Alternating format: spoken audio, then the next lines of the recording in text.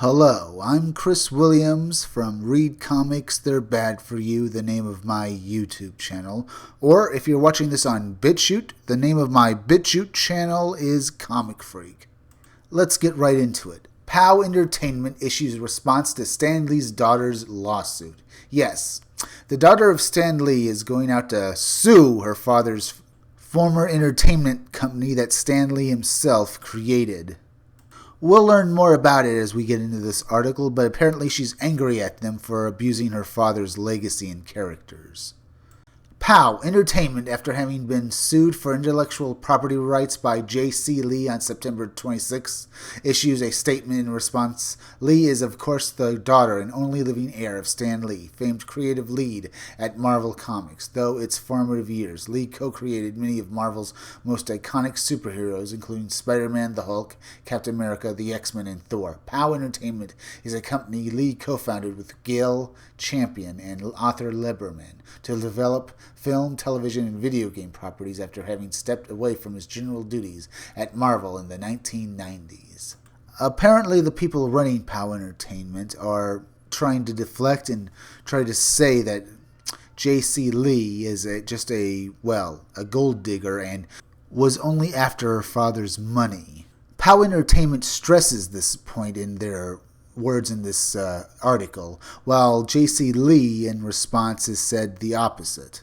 J.C. Lee's lawsuit claims that POW used duress and fraudulent tactics to coerce her father into signing over various intellectual properties to the company. Lee's litigation seeks the return of these properties to the Lee family survivors' trust. This isn't the first time the Lee family has gone to war with POW. In 2018, Stan Lee himself filed a billion-dollar lawsuit against his company, alleging various claims, including acquisition of the company by a Chinese entity unbeknownst to him, improper use of his likeness, and forgery of his statements in connection with his social media accounts. The lawsuit was, however, dropped, and civility was cultivated between POW and the Lee estate until now. A Chinese entity unbeknownst to Stan Lee has taken, somewhat of a hold in his company. That's a bad thing, and especially when this was the final year of his life. It's a sad thing to see that happen to this Stan Lee. And his daughter only wants to rectify this, at least if we believe her account. And at least if we take this article as well as other things I've heard of her, we should be taking her side in this rather than POW's.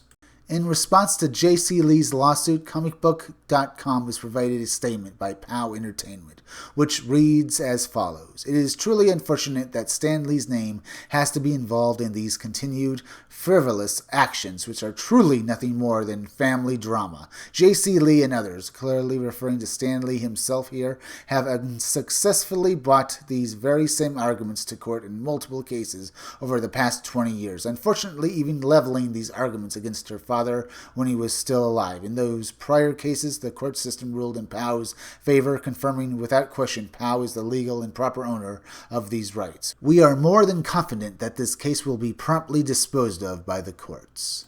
See here, this is why I'm taking J.C. Lee's side in this. See where the article says J.C. Lee and others? They clearly meant Stan Lee. While it is clearly known that Stan Lee and his daughter had problems, but by this company's actions, we can't trust this POW Entertainment.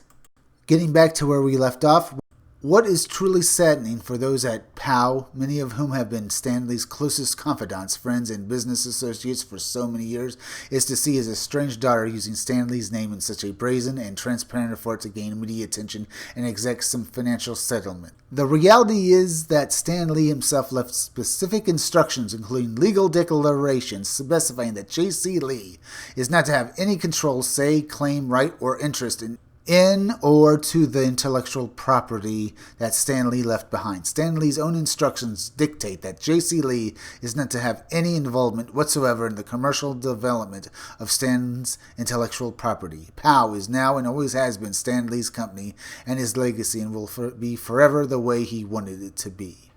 All of the past legal actions are a matter of public record and plainly show that the present legal action is nothing more than a perverse publicity stunt.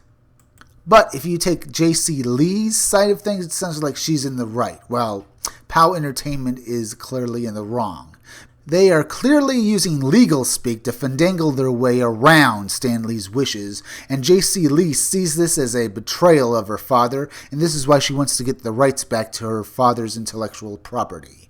Stan Lee's estrangement from his daughter is well known in the public media. Reports of infighting in the family have been prevalent for years, leading Lee to create a rather damning document with his attorney Tom Lellis, dictating the falling out he had with his daughter, as well as an accusation that Gerardo Alvarez, Kaya Morgan, and Kirk Shinnick had turned J.C. Lee against her father in an effort to use her to attain power over Stan Lee's money and assets. Whether these declarations are accurate or not is further muddied by video Stan Lee recorded since then refuting the contents of the document. On screen, an adamant Lee proclaims, "My relationship with my daughter has never been better, and my friend Kaya Morgan and I also have a great relationship. Anybody who is saying anything else is just spreading lies."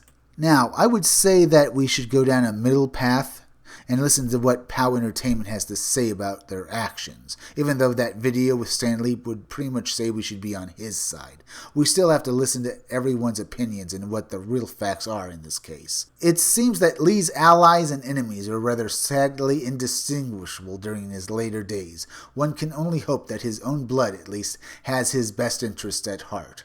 Time and the legal system will tell whether Lee's creations are the rightful property of his company, POW Entertainment, composed of his supposed comrades, or his kin, J.C. Lee, his one and only child. This article clearly favors Lee's estate and over the company POW Entertainment, and I can't blame it.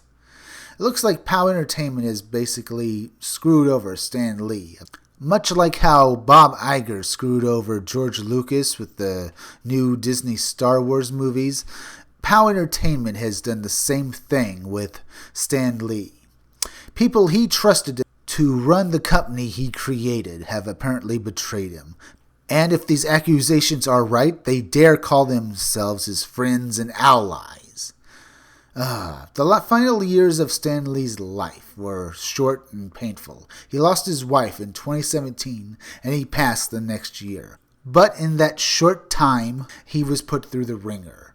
The only good and shining thing that happened to him during that time was that he was able to reunite with his daughter. And now his daughter has come out to seeking justice for what has happened to her father's himself, as well as the creations that he made. Now, my opinion is that I'm on J.C. Lee's side, and I really do hope that she does succeed on this. But I have to look at all the facts, and I don't know all of what's going on. And maybe I will look more into this case in the future when we finally learn more of what is happening with J.C.'s lawsuit against POW Entertainment. But this just shows you that people do care about Stan Lee, and people are coming out against POW Entertainment. And if it does prove that they are in the wrong, then POW Entertainment should basically be made to be held in the deepest contempt by not only the public but the legal system, and face the gravest consequences for their actions. Really, taking advantage of a 95-year-old man who just lost his wife, and who was probably not in the greatest health, not only from grief as well as his body beginning to fail him. He was made to live through all these horrible things that came one after the other. One thing, having his blood taken to be used on comic books, having his creations taken away from him, as well as being made to basically be a hostage in his own house as his own legal team and caregivers try to take advantage of him. It was amazing! This is the one thing that both leftists and people who are more on the right both agree on. You should not take advantage of a 95-year-old man who was grieving the death of his wife. And to see these people basically still trying to take advantage of him now, this is horrible. And I hope they do face legal action in the future. Now, if you like this video, subscribe. Make sure you're still subscribed because YouTube is going around unsubscribing people from their channels. So make sure you're still subscribed to my channel. If you're watching my videos but you have not subscribed, please subscribe to my YouTube channel, Read Comics They're Bad For You. Then go over to BitChute and subscribe to my BitChute channel, Comic Freak. Hit that bell for notifications, hit that like button, and leave some comments down below. And could you please share this video, share it on Twitter and share it on Facebook, share it anywhere you think it would do the most good. Because YouTube is also not going around promoting their creators' videos anymore, and it would really help me if you could please share this video. I'm going to plug for my independent comic book again, so keep your ears peeled. Keep checking back in future videos for more information on my own upcoming independent comic book, Scumdogs. I'm Chris Williams. I'll be back again tomorrow with another video or review.